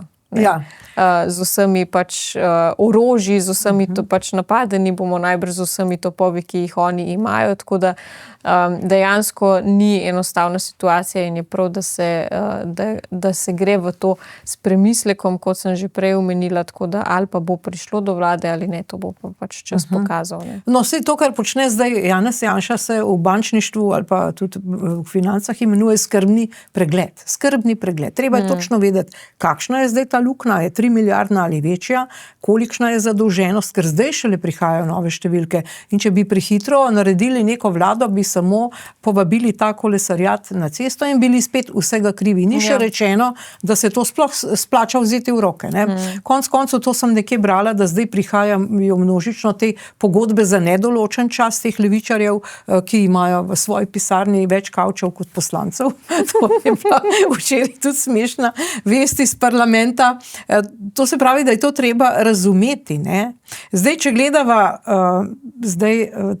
ta ministrstva, slišali smo Janeza Janša, ki pravi, da ministrstvo za digitalno preobrazbo se ukinja zato, ker mora itak vsako ministrstvo skrbeti za digitalizacijo. To je v bistvu logično. Ne? Ja, vi ste iz tega področja računalništva. Potem, recimo, veliko je debate, ministrstvo za gospodarstvo pa delo se združujeta. Ja, sej gospodarstvo daje delo delavcem, ali kaj, se to ni, oni niso nekje na Marsu, ne, se to ni drugo področje. Kako vi komentirate vse te komentarje o teh novih ministrstvih? Tukaj ogromno enih komentarjev bomo še slišali v naslednjih dneh, tednih, mesecih, ravno zaradi tega, ker so pač v krču, ne, ker zdaj pa kar naenkrat se bo mogoče zamenjala oblast v Sloveniji, ne, in bo mogoče narod lahko zadihal, to pa pač pripadnikom levega pola žal ni v interesu. Zdaj, če lahko še malo se dotaknem včerajšnje seje Državnega zbora, ne, kjer smo bili priča temu, kako so predvsem ženske iz levega pola napadle Zorana Stevanovića, kjer v bistvu ni bilo nikakršne težave. Jaz seveda dopuščam tudi to, da se Zoran Stevanović še uči, ne, seveda mislim, to je pač neka odgovorna funkcija. Ampak dobro deluje on. Jaz mislim, napram temu, čemur smo bili priča zadnje 4 leta, no se jaz mislim, tukaj so bili kriteriji res nizko postavljeni. No? Tako da to je v bistvu zelo lahko preseči tako raven vodenja, kot ga je upravljala Urška Klakočar Zupančič, pa vendarle, mislim, gospod Stevanovič vod zelo umirjeno, nič napadalno, noben mu ne sega v besedo, razen če ni to nujno potrebno, kar pri Leni Grgurevič žal je. Ne?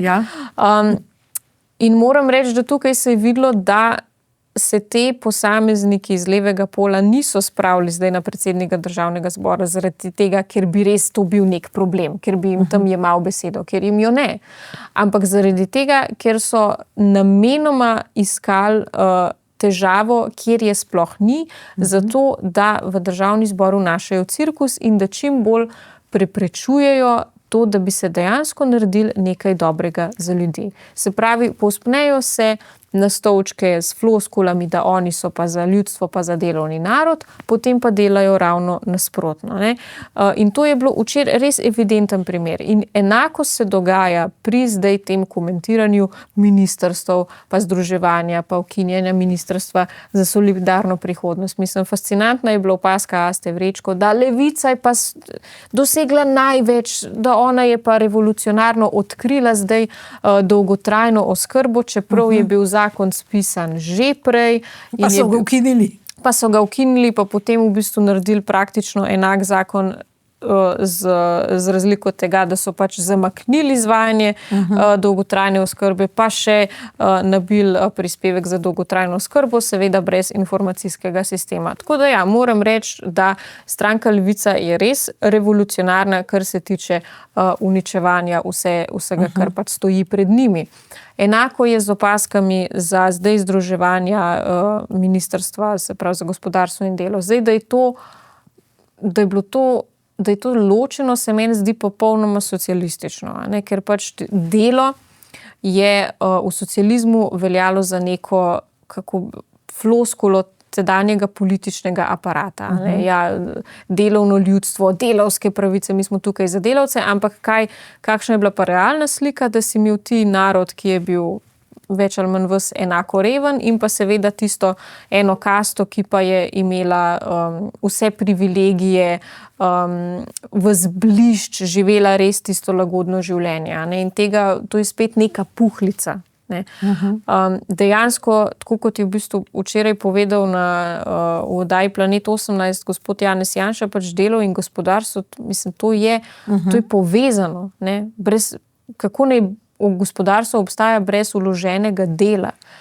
In je popolnoma logično, da se je to združilo in pa seveda dalo tudi večji poudarek na demografiji, ne? In pa konec koncev skrčenje ministrstv na 14 plus pač eno ministrstvo brez resorja. Tako, je bilo nujno potrebno, ker tudi že Golobova vlada je sama priznala, da pač so sami naredili napako, ko smo dobili tak glomazen državni aparat pod njihovo taktirko. In jaz mislim, da se premikamo v pravo smer s tem, ko je bil potrjen ta zakon o vladi z zmanjšanjem ministrstev, ker to je dejansko, mislim, to je bistvo, ne, to je bistvo politike oblastništva, da je država v demokratičnem redu čim bolj vitka, da seveda lahko ti čim več daš ljudem in da je tudi svobodni, da je tudi posameznik lahko čim bolj svoboden in čim manj odvisen od države. No, zdaj, če pogledamo gospoda Zorana Stevanoviča, on je predsednik Državnega zbora, ne? On je zdaj pač dejal, da ne pričakujejo ločenega sporazuma. Oni so podprli ta zakon o vladi. Poleg tega seveda, da je gospod Stevanovič potegnil kabel ven vsem tem tovarišicam Meiri Hot pa Leni Grgurevič. Mislim, skrajni čas je bil skratka, že res. Ki so ga napadale. Zdaj so one pravzaprav dobile to, kar so sejale 4 leta. Ne? Zdaj žanjajo to.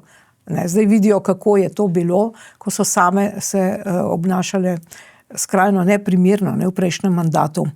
To se pravi, zdaj vprašanje je, oni ne bodo podpisali tega koalicijskega sporazuma, niti ločenega, ne. V kolikšni meri je to zdaj tveganje za novo vlado?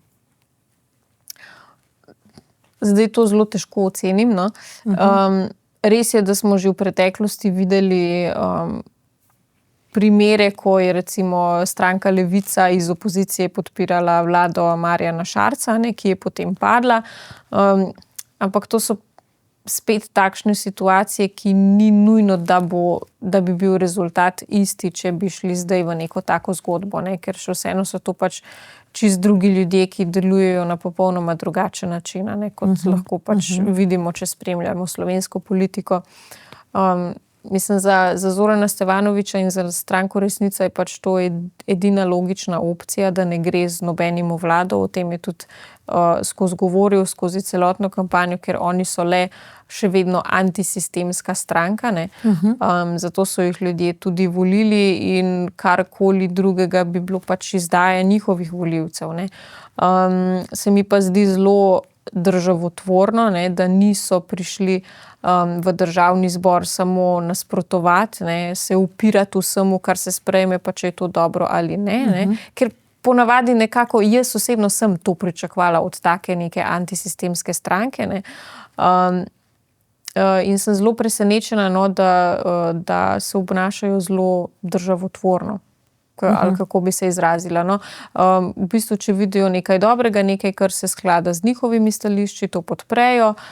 Tudi, tako kot sem že prej omenila, gospod Zoran Stevanović se je izjemno izkazal kot predsednik državnega zbora, pa mu jaz recimo nisem bila nikoli naklonjena, ne. On meni recimo ni bil všeč, moram pa reči, da sem pa zdaj, ko ga spremljam, pa tudi mogoče že proti koncu kampanje, sploh pa zdaj nekako spremenila svoje mnenje o njem. Ne glede na to zdaj, kakšen človek je on na osebni ravni, to ne morem komentirati, ker ga ne poznam, ampak moram reči, da svojo vlogo pa je izjemno dobro odigra in da je tudi veliko bolj dorasel, vsaj zaenkrat, tej vlogi predsednika državnega zbora, kot pa to, kar smo gledali do sedaj, ne, to izvajanje cirkusa pa izživljanje lastnih frustracij nad izvoljenimi predstavniki ljudstva. Tako da jaz mislim, da končno je nekako prišla roka pravice v državni zbor in da dejansko so tudi seje državnega zbora postale gledljive, no? Ker prej se res tega cirkusa ni več dalo ogledati. Tako da ja, zdaj, kaj se bo izcimilo iz tega, tudi če Resnica ne gre v nobeno vlado, bomo videli, ali je to možno ali ne, to bodo pa pač presodili predsedniki posameznih strank. No, glede na to, da so poslanci državnega zbora s 47 glasovi za podprli predlog o vladi, se mogoče to obeta tudi za ta nov zakon, interventni, tako mu pravijo, ne, ki bi znižal nekatere prispevke, popravil status. To je en velik sklop, praktično je to nek zakonski omnibus ali pa omnibus predlogov. Bo to sprejeto? Tudi o tem smo lahko slišali še in še, kdo zdaj podpira kapital in kdo ne in tako naprej. Skratka, kaj si lahko obetamo od tega zakona, ki ga predlaga ta trojček? Pa seveda tudi Demokrati in Resnica. Ja, najprej malo o tem, da je to zdaj zakon za kapital, ne pa samo za najbolj bogate, in to ponavadi govorijo ravno tisti, ki so največ nakradli, torej Alenka Bratušek, ne, pa potem posamezniki iz stranke Levica, ki imajo več kavcev kot poslancev. Tako da ta pravi se oglašajo. No, jaz mislim, da oni vedno znajo zmerjati nasprotni pol ravno s tem, kar počnejo oni sami. Ne. Glede tega so pa mojstri. Nič drugega jim ne gre, samo to jim gre pa izjemno dobro, to jim pa priznam. Zdaj, če si človek prebere ta zakon, vidi, da je v bistvu ta zakon dejansko namenjen malemu človeku, ne. Temu, da se ohranja srednji razred, ne pa da se vedno bolj briše v naši državi, ne, ker to je dejstvo. Je pa res, da glede na to, kakšno luknjo so nam nakopali v javnih financah, je pa vprašljivo, ali je ta zakon v tej obliki sploh izvedljiv, ker seveda nekaj denarja pa bo to stalo, ne. In če bi ta Golobova vlada dobro delala, ne, nadaljevala tisto sliko, nadaljevala pač, ali pa saj pustila vse tako, kot je bilo, kot so dobili v roke, bi bila zadeva bistveno lažja, ne, in bi bilo to tudi izvedljivo, ker pa so pač uničevali vse, kar je pred njimi, je pa res treba premisliti, ali je v tej obliki se da to izpeljati ali ne, ali bodo potrebne še kakšne korekture. Zdaj, To je bilo šele prvo branje. In v prvem branju sprejeto. Zdaj gre pa naprej po rednem postopku, ne? Ja, ta zakon, ja. Tako. In jaz mislim, da se bo treba še dogovoriti glede določenih stvari, ali bo to finančno vzdržno sploh za našo državo. Jaz sem slišala tudi neko opozorilo od predsednika fiskalnega sveta, da to bi nakopalo preveliko luknjo, v že tako veliki luknji. Milijarda, ne?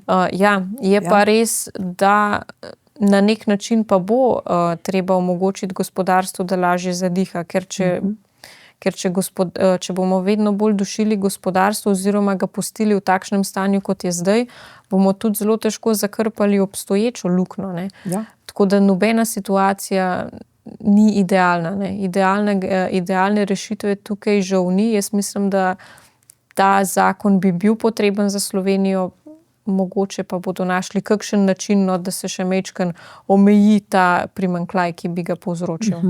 Veliko je komentarjev na nižanje DDV-ja, kje bi zdaj ta razlika v DDV-ju ostala, bodo trgovine to... Seveda, pa se spet zagovarjajo na grde kapitaliste. Mislim, tukaj meni je zelo fascinantno, da vedno, ko pride do nečesa, da bi ljudje imeli več v denarnicah, da bi ublažili draginjo, pa oni najdejo razlog, da se to prepreči z izgovorom, da oni pa delajo v dobro ljudi. Mislim, se tega svet ni videl. Ampak zanimivo je, da spet so sindikati proti, ker že prejšnjič, pred par leti Jerkičeva ni znala razložiti, zakaj proti temu, da imajo delavci nižje plače. To sem hotela še omeniti. Nižje plače oziroma nižje davke. To sem hotela še omeniti. Ravno te akterji, ki so pozicionirani in na levem polu v politiki in sindikati in konec koncev nevladne organizacije, ki so del režima, se vedno zavzamejo za to, da imajo ljudje manj v denarnicah z izgovorom, da to je pa zdaj dobro za ljudi, da ne bojo kapitalisti imeli preveč. In treba je vedeti, da tukaj imamo 3 branike globoke države, se pravi medije, nevladne organizacije in pa konec koncev sindikate. Tako da vsakič, ko se sindikat oglasi, vemo, koliko je ura, in tega seveda pač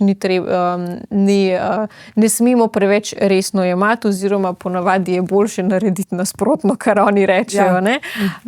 Zanimivo je bilo pa tudi to, da so se predstavniki Gibanja Svobode zelo ostro postavili proti razvojni kapici oziroma proti splošni davčni olajšavi, medtem ko 7500 evrov, medtem ko so potem poslanci desnih opcij samo šli na telefon, odprli program Gibanja Svoboda, tiste njihov program, nekaj, kar so predstavljali pred volitvami. Ambiciozna Slovenija. Ambiciozna Slovenija, tako, ki ga prebereš v 2 minutah, zanimiv, da je to tako kratek program. In imajo oni tudi tam zapisano razvojno kapico. Mogoče niso prebrali svojega programa, ga je napisala umetna inteligenca. Nihče jih ni obvestil, ChatGPT pač napisal. Napisal, pa niso prebrali. Dobro, ampak res je, OECD zdaj prav ta teden pravi, da je Slovenija pri nas med državami OECD-ja najvišja obdavčitev plač in že 4 leta narašča. Tukaj bo treba nekaj narediti. Ja, definitivno, in na to smo že opozarjali, sploh poslanci Slovenske demokratske stranke, in smo že hoteli v času Golobovega mandata sprejeti določene ukrepe, ki bi razbremenili plače, pa so spet našli izgovor, da ne. To bi pa v bistvu povzročilo preveliko finančno luknjo, če bi ljudem dali več v denarnice, pa so potem raje sami naredili še večjo finančno luknjo v proračunu, s tem, ko so pač povišali plače v javnem sektorju, dvignili plače funkcionarjem, nekontrolirano zapravljali in povečevali državni aparat. Tukaj sem hotela omeniti še prej to zanimivost. Jaz sem bila na enem predvolilnem soočenju na Radiu Študent z Saro Žibrat iz Gibanja Svobode. In sem pač govorila o tem, da mi smo zato, da se pač je treba državni aparat zmanjšati, ker pač država ne more dobro funkcionirati na ta način, da jo ti širiš in širiš in širiš, kjer niti preširok sistem ne more niti več dati kvalitetnih storitev, kvalitetnih izdelkov. In zato tudi mi imamo toliko počasno izdajanje raznih gradbenih dovoljenj in tako dalje. In potem me ta poslanka vpraša, a vi bi hitrejš izdajali gradbena dovoljenja z manjšim javnim sektorjem? Sem bila tako, logično, mislim, ampak tako vprašanje nekdo postavi, ki nima enega delovnega dne v privat sektorju. Ne. Sploh nikjer praktično. Sploh nikjer, ker sploh ne razumejo nekih osnov, pa jaz nimam zdaj nekega ekonomskega znanja ali kakršnega koli daljšega poznavanja javne uprave, ampak se mi zdi, da to je pa neka čisto popolnoma zdravo razumska stvar. O čem smo že prej, zdaj sem se malo izgubila, kaj je bilo že vprašanje. O tem interventnem zakonu, ampak zdaj vam lahko pod vprašanje tule, ali pa opombo mi je prišla na pamet, ko omenjate Saro Žibrat. A veste, kaj pa njim ni uspelo? Legalizirati konopljo. Ja, res je. To jim pa ni uspelo. Kaj je bilo pa to? Kako se je pa to zgodilo? Ne vem, veleizdaja ali pa veleizdaja svojih volivcev. To moram reči, da nisem podrobno spremljala, kaj točno je bilo s to marihuano. No. Mislim, hvala Bogu, da jim vsaj to ni uspelo, pa konec koncev jim tudi ni uspel ta zakon o predčasnem prostovoljnem končanju življenja. Ja, to pa smo imeli pač tudi referendum in so ga seveda še hoteli rezultate osporavati na Vrhovnem sodišču in tako dalje, ker pač ne znajo sprejeti volje ljudstva, če ta ni v njihov prid. Tako da, hvala Bogu, vsaj določene škodljive odločitve pa smo jim preprečili. Ljudi srečala pamet. Ampak glejva, zdaj, omenili ste že intervju Janeza Janše na Planet TV, ta je, zdaj se vrti, včeraj je bil, ne. Zdaj takole lahko komentirava nekaj tega, kar je povedal Janez Janša. Rekel je, da si bodo prizadevali za vnos davčnega sidra v ustavo in pa za kombiniran volilni sistem. Za vse to bodo pa najbrž bodo potrebovali pač ustavno večino, ne. Bo to uspelo? Zdaj, to je v takih razmerah res težko napovedati, ne. Seveda, pač ves volilni program, celotna kampanja Slovenske demokratske stranke je bila bazirana na tem, da pridemo do ustavne večine, ker smo prišli toliko globoko oziroma toliko daleč smo padli že v tej državi, da pač druge opcije več za nas ni, ne, da so potrebne pač določeni ukrepi tudi na ustavni ravni, ne, da se pač nas potegne ven iz blata. Torej, Sidro, to pomeni, do določenega odstotka se lahko država zadolžuje, potem pa ne. Ne more se zgoditi, da bo prišel spet nek klovn in bo kar zadolževal državo v nedogled. V bistvu davčno sidro je mišljeno v tem smislu, da bi se postavila neka omejitev, koliko procentov bruto domačega proizvoda se lahko pobere gospodarstvu. Ne. In ljudem, in ljudem, seveda, da ne dobimo spet enega novega bedaka, ki pač ustvarja potem nepredvidljivo davčno okolje, vedno bolj duši gospodarstvo in konec koncev ljudi, da s tem nekako pač zavaruješ, ne, ker mislim, sej najbrž takrat, ko so pisali ustavo, niti niso predvideli, da bi bilo kaj takega sploh potrebno, potem smo pa žal po vseh teh političnih eksperimentih in neodgovornih politikih videli, da pač rabimo več nekih takih sistemov zavor v naši državi, ne, da nas obvaruje pred takimi norci, ki ne znajo upravljati z državo. Tako da, seveda, ta stvar bi bila potrebna, ampak glede na to, da pač rezultat ni bil tak, kot smo pričakovali, oziroma pač, da bi lahko prišli do te ustavne večine zlahka, bomo videli, ne vem, mogoče pa lahko pa, da še pridemo v tem sklicu državnega zbora do tega, ampak to pa je težko predvideti. Še posebej, ker tuja podjetja odhajajo. Tuja podjetja odpuščajo delavce. Ne? Prav ta teden smo spet to slišali. To je za Slovenijo katastrofa. Kako da se ne moramo od Hrvaške res nekaj naučiti? Ne? Vsaj nekaj malega, ker pri njih se pa to ne dogaja. Ne? No, lejte, potem je pa v tem intervjuju Janez Janša dejal, da podpirajo tudi to, za kar se zavzemajo recimo Resnica ali pa demokrati Anžeta Logarja. Recimo, Resnica se zavzema za ukinitev RTV prispevka. da zdaj bo tudi vaša stranka to podprla. Kaj vi mislite o tem? Jaz to absolutno podpiram, no. Že takoj, ko se pojavlja ta pobuda, ker glede na to, da vsi državljani financiramo nek javni servis, ki ne deluje v interesu vseh državljanov, ne, temveč samo neke ožje peščice ljudi. Jaz mislim, da je to zelo krivično do slovenskega naroda, da mi moramo še vseeno to financirati. Ne samo to, lejte, dobivajo denar iz proračuna, od manjšin, zdaj sploh pogodbe noče podpisati za ta denar od manjšin, imamo to obvezni prispevek, ki nikjer ni nič omejen in še vse možne reklame. In budžet je 163 milijonov.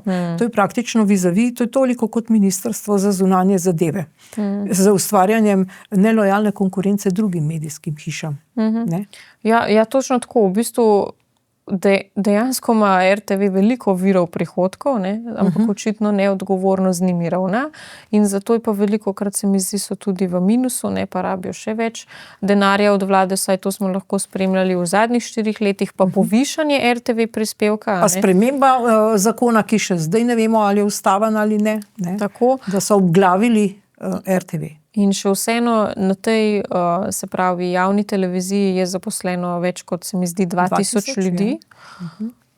Se mi zdi, da veliko je takih bolj tudi fiktivnih delovnih mest. Jaz sicer ne poznam situacije znotraj hiše, ampak si upam špekulirati tako bolj nadaleč, ampak še vseeno se ta kvaliteta sploh na informativnem programu ne odraža. No, ampak ekonomsko gledano, prav čisto podjetniško, več kot 70% gre za plače. Pa se to nobeno podjetje ne zdrži na trgu s tako računico na nek način, No, potem pa je Janez Janša še dejal, da podpirajo tudi ustanovitev specializirane enote SKOK za pregon korupcije in kriminala, kar predlagajo pa demokrati Anžeta Logarja.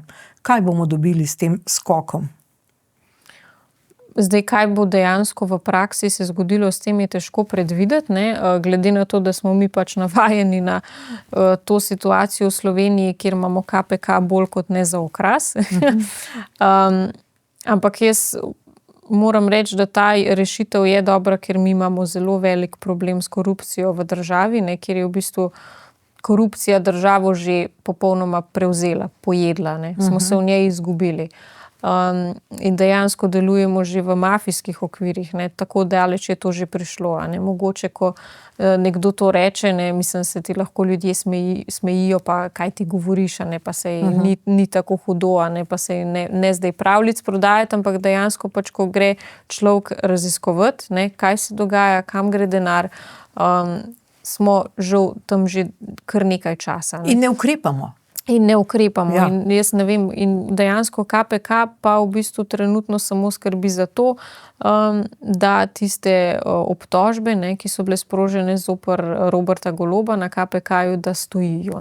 Dejansko ni nobenih končnih odločitev in pa seveda je zdaj še prišlo do tega, da je predsednica države imenovala svojo prijateljico Katarino Brevar Strnad za predsednico KPK. In to je ista gospa, odvetnica, pravnica, direktorica Pravno-informacijskega centra, ali kaj je že neke nevladne organizacije, seveda tudi bogato financirane iz proračuna, ki je skrbela za to, da je v bistvu grozila policajem na meji, da morajo pač spustiti v državo ilegalne migrante, drugače jih bo sodno preganjala na tak in drugačen način.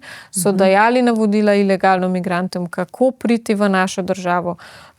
Se pravi, je dejansko pač počela stvari, ki so za državo škodljive. In zdaj bo ona skrbela za to, da se preprečuje korupcija, medtem ko jo je pač njena prijateljica, predsednica države, ki sta že prej poslovno sodelovali, se pravi, že tukaj bilo navzkrižje interesov in ta oseba bo zdaj, ki je bila na tak način imenovana na mesto predsednice KPK, bo zdaj preprečevala korupcijo. Mislim, to je pač slaba šala. Ne? In tudi ta pravnica Barbar Strnad je sodelovala tudi pri stavki teh nikogaršnjih hlapcev, ki so zamenjali in seveda uveljavili ta novi zakon neustaven, pisala je celo na Ustavno sodišče, blatila avtorje RTV-ja, ne, ki seveda se niso strinjali ali nismo strinjali, ne, to še danes ležite nekje na Ustavnem sodišču vsi ti dopisi. Skratka, zdaj RTV je tak, kot je, ne, ker smo v tednu teh praznikov, domnevnih praznikov in pravih praznikov, ne vem, kaj ne rečem, ne, podaljšanih praznikov, je prav, da objavimo tudi celoten prispevek doktorja Jožeta Možine, ki ga seveda ta depolitizirana RTV pač je objavila, pa so bili pripombe in tako naprej, ampak zdaj je Jože Možina na X-u za ta cenzuriran prispevek dobil že več kot 300.000 ogledov.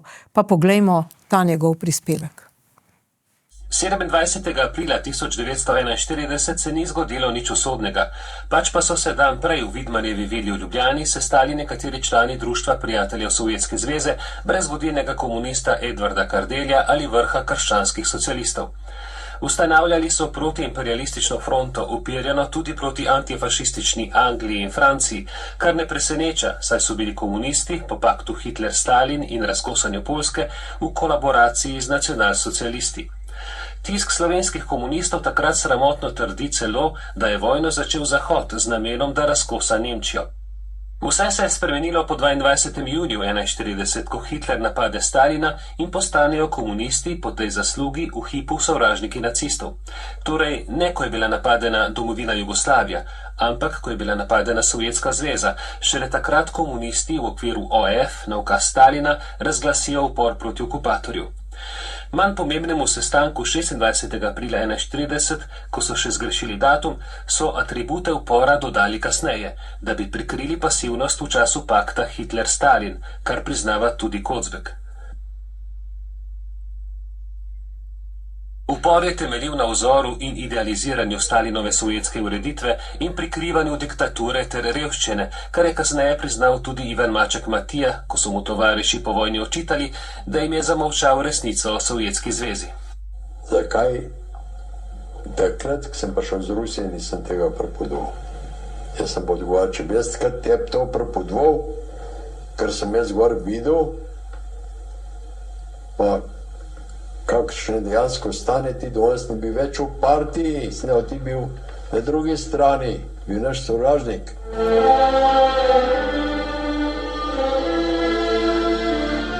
Ideal je tako zlagan, a praznik upora proti okupatorju je brez dvoma smiselen.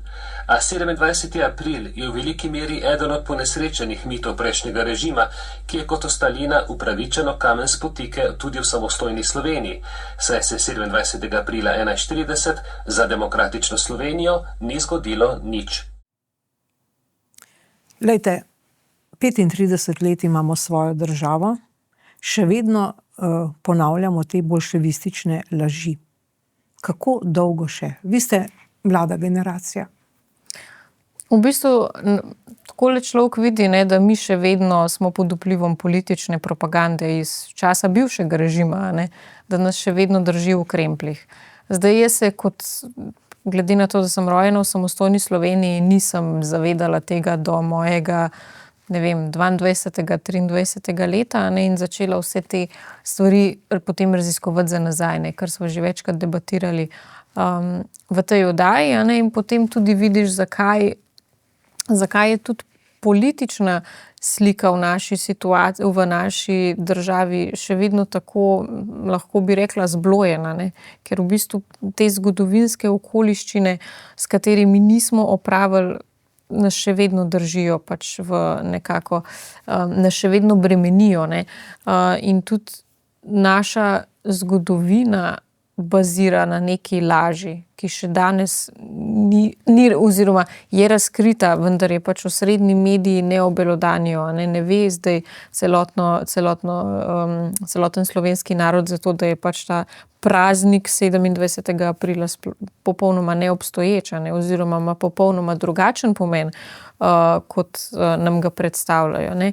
In narod, ki ne pozna svoje zgodovine, tudi ne more normalno funkcionirati, ne more zakorakati v neko boljšo prihodnost, ne more ustvarjati boljše prihodnosti zase. Konec koncev še vedno pač imamo spomenike teh komunističnih funkcionarjev, diktatorjev po celotni državi, o tem se to ni kriminalizirano, poveličevanje komunizma je pri nas nekaj popolnoma normalnega. Jaz se čudim, da ne praznujemo še dneva mladosti, ker dejansko smo pač žal še vedno tako globoko v tem bivšem sistemu. Sem pa zelo vesela, da še vseeno pa imamo pač predstavnike v naši državi, intelektualce, mnenjske voditelje, ki pa opozarjajo na take stvari, in še vedno jih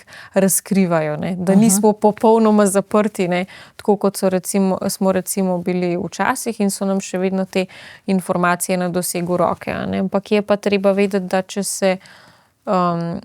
če človek ni rojen v taki družini, ki je recimo utrpela veliko škodo takrat po drugi svetovni vojni, ali pa če se konstantno ne zanima za politiko, pač ne ve.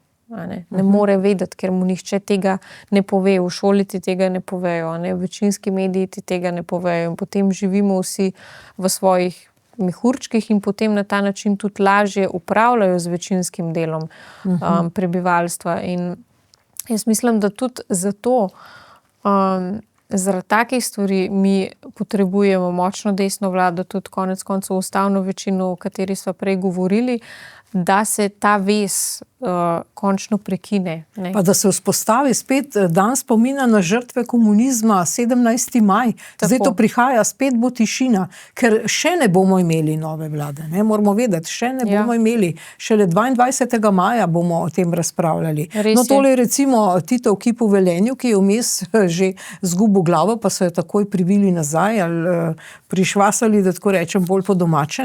Zdaj, naslednja stvar pa je recimo nov spomenik osamosvojitve, ki seveda jasno bil izbran. Tole zdaj, poglejte, Zbornica za arhitekturo in prostor je tole objavila.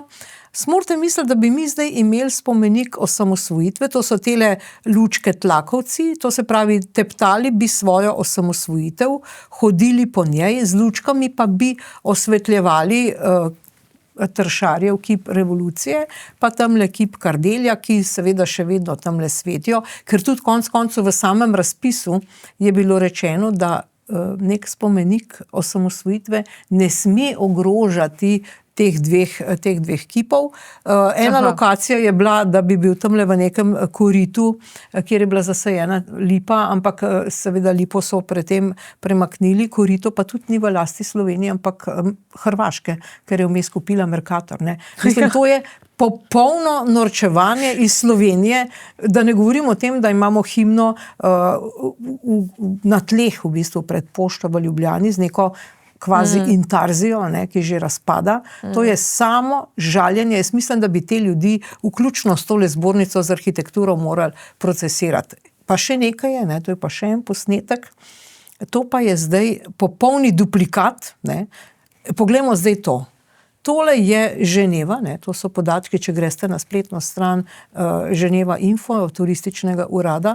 Oni so dobesedno zduplicirali, kje so dobili idejo. V Švici, kamor hodijo najbrž, ker imajo dovolj denarja, pa lahko hodijo v Ženevo, to je Place du Molar v Ženevi, kopija tega našega spomenika osamosvojitvi. Spomenik izbran je kopija tega. Vaš komentar. Ja, jaz moram reči, da tudi ne razumem čisto točno, zakaj ne bi te lučke predstavljale našo osamosvojitev, ne razumem te umetniške povezave med tem dogodkom in tem umetniškim ustvarjanjem. Je res, da nisem umetnica, no, pa je to čisto moje laično mnenje, ampak jaz pač ne vidim smisla v tem. V bistvu tudi, kar ste že sami povedali, ne, se popolnoma strinjam s tem, da je to v bistvu na nek način žaljivo, ne, do takega velikega dogodka v naši In kaznivo. Jaz bi tukaj dodala, da jaz mislim, da prvi korak temu, da bi se res poklonili slovenski osamosvojitvi, je to, da najprej odstranimo vse te kipe komunističnih veljakov, ne, ki so pač likvidirali veliko nedolžnih ljudi, da se odstrani tisti spomenik revolucijske ustave revolucije, ali kaj revolucije, ja, Tršarjev, ta veliki, ja. Da se to odstrani. Pa tudi Kidriča pred vlado? Seveda, ja. Kidriča, Kardelja. Kidriča, potem imamo mi še vedno Kardeljevo ploščad, ne. Jaz mislim, da so to prvi koraki do tega, da res se poklonimo slovenski osamosvojitvi in pa da dejansko tudi naredimo muzej slovenske osamosvojitve, ki ga je pa ravno ukinila ta uničujoča Golobova vlada. In jaz mislim, da to, ne vem, ta nek umetniški, kvazi umetniški približek neki slovenski, neki slovenske osamosvojitvi je v bistvu samo metanje peska v oči, no. Imamo kljubca, imamo zdaj nek obeležje. Se smo naredili, mi se tudi spominjamo slovenske osamosvojitve, tako da imajo pač, da si oni ubrišajo roke, no, tako. Naredijo nekaj na hitro, kar sploh ne spominja na slovensko osamosvojitev, plus, da niti niso bili izvirni, ne, kar se tiče tega in so to celo pač idejo skopirali iz tujine.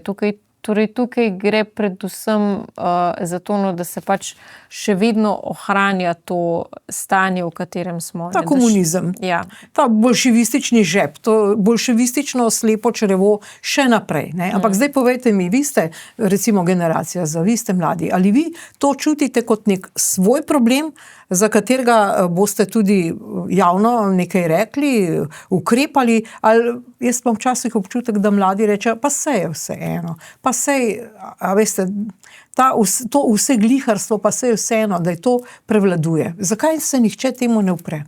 Problem je pri mladih to, da predvsem niso obveščeni o teh stvareh. Tako kot sem že prej povedala, jaz sem zato zvedela dokaj pozno. Mi v Slovenski demokratski mladini se ostro zavzemamo za to, da dobimo desno vlado čim prej, ko je to možno, tudi zaradi tega, da popravimo te krivice, ki so bile storjene. Se pravi, da tiste kosti, ki so zdaj pospravljene v nekih vrečkah, dejansko pokopljemo na dostojen način. Na žalah. Na žalah, tako kot si to zasluži vsak človek, ne vsak posameznik, da s tem tudi oni dobijo mir in njihovi svojci in da na ta način tudi pridemo do sprave. Ne. Da prekinemo to stanje razklanega naroda in da se na ta način tudi začnemo združevati.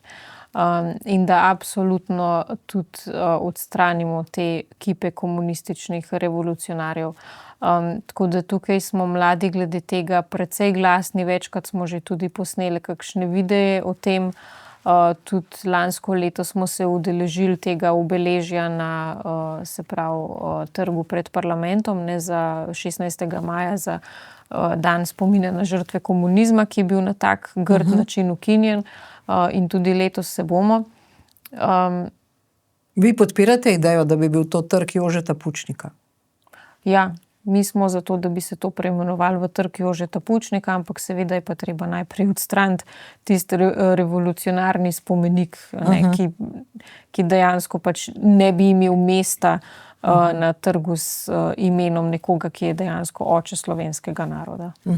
No in zdaj za konec vedno se malce obrnemo tudi v Ljubljano kot prestolnico samostojne Slovenije. Zdaj tule je pa ta teden spet postala aktualna tržnica ljubljanska oziroma ta projekt, da bi pod tržnico zgradili 4 etaže garaže. Čeprav je en drug projekt, ki smo ga v tej oddaji oziroma sorodni oddaji Vroči temi že razlagali, bi bile garaže pod grajskim hribom veliko bolj primerne. Ne, in seveda Zoran Janković, pravijo tisti, ki temu nasprotujejo, načrtuje uničenje tržnice s to podzemno garažo. Gradbeno dovoljenje je bilo pa zdaj tik preden dobimo novo vlado in se zamenjajo ministrstva, pa že izdano, tik pred koncem mandata. Seveda zdaj tržnica, ne, če gremo še na zadnjo sliko, to pa je ta naša kulturna dediščina.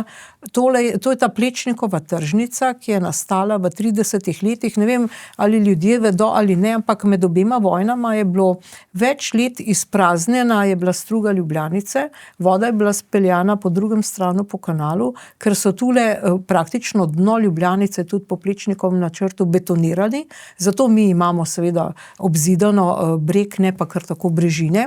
In te tržnice Plečnikove so tako znane, recimo te stebri, to je svetovno znana, Plečnik je rekel, ljubljanska stoja. Tako so se seveda filozofi stoiki sprehajali in Plečnik je želel narediti iz Ljubljane neke male Atene.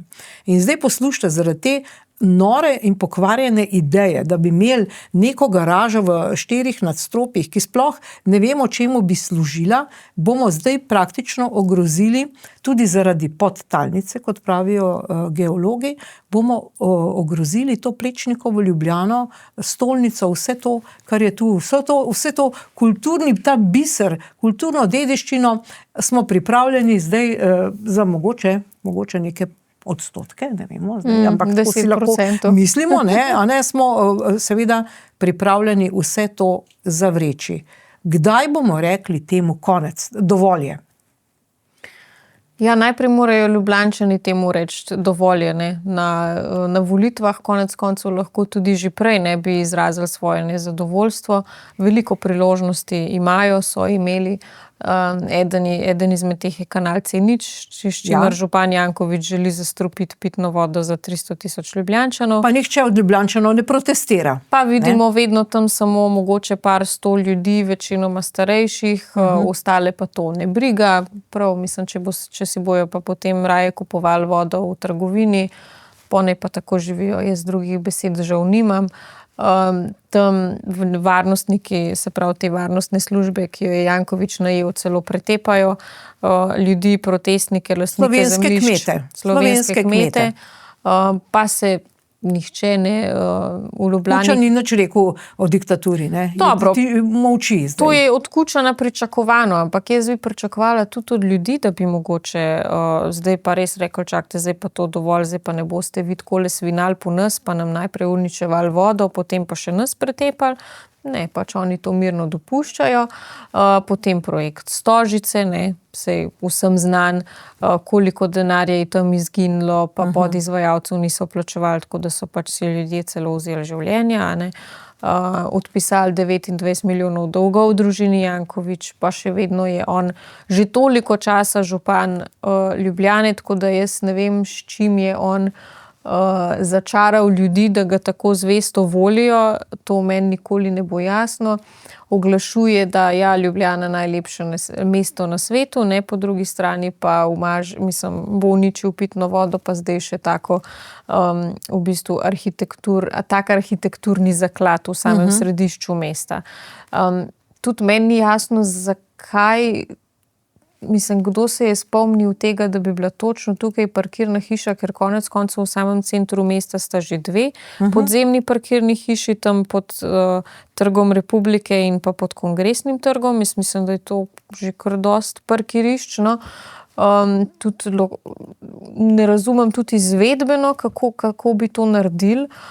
Tukaj spodaj, bi bilo treba potem vse te pač nekaj podreti, tudi ne razumem, kako bi to funkcioniralo. Skopati do globine podtalnice oziroma konec koncev tudi Ljubljanice, ne, tu je precej vode, ne, to ni hec, to ne gre zdaj za, kje še lahko dobimo procente, ne, to gre pravzaprav za uničevanje Ljubljane. V bistvu gre predvsem za iskanje procentov na račun uničevanja Ljubljane in pa tudi uničevanje okolja konec koncev, ne.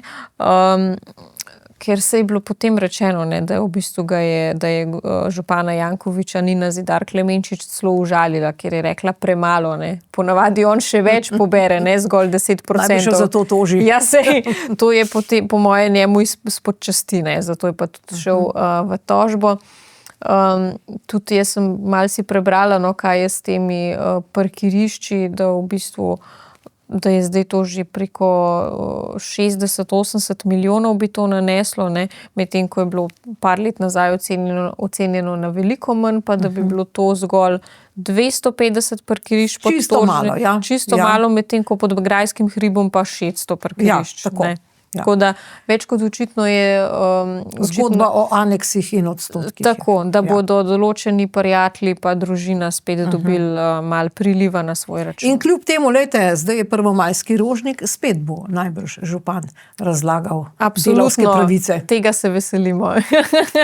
Vsakoletne tradicije, da bomo poslušali o delavnem ljudstvu in tako naprej. In drago plačevali klobaso in pivo. Ja. In o tem nam bo govoril gospod 10%, tako da super, se veselim tega govora. Dobro, Karin Planinšek, tu končajva, toliko za tokrat, pa se vidiva prihodnjič. Hvala lepa za komentarje. Hvala tudi vam. Hvala za pozornost, nasvidenje.